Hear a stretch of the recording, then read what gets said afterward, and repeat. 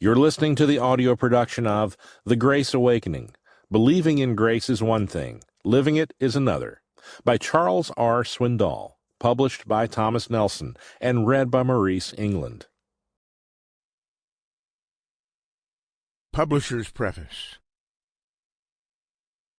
We live in a changing world.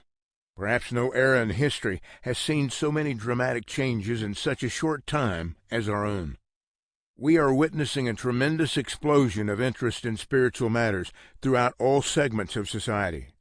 Today, the Christian faith is going through one of the greatest periods of growth in modern times.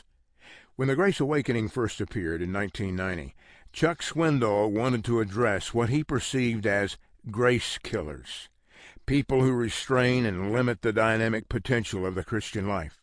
Among the most visible and vicious are those who criticize, condemn, and crush our hopes of joyful living. Chuck warned that legalism in the church, hiding behind the mask of orthodoxy or piety, was stealing the happiness of believers and holding faith hostage. What we needed at that hour was awakening. Within days of the book's release, the responses began flooding in. Letters, cards, and reviews came from grateful pastors, teachers, and other Christians all over the country. Some said they had often felt imprisoned in their faith until they recognized their own need for a grace awakening. Suddenly they understood the reality of the regeneration that Christ had meant for us to enjoy. If we are new creatures in Christ, they asked, why aren't we rejoicing more and worrying less?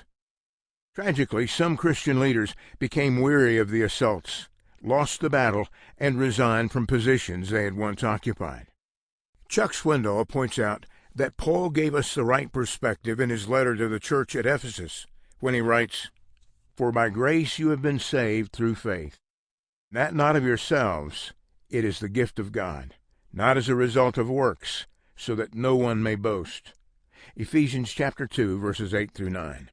Most are quick to adopt a grace-based salvation, but how often, Swindoll asks, have we fallen into the trap of a works-related Christian life? And how often have we traded the freedom and spontaneity of our walk of faith for a man-made code of do's and don'ts? Nothing so stifles our faith, he insists, as the cold scowl of legalism, which brings with it a critical and judgmental spirit.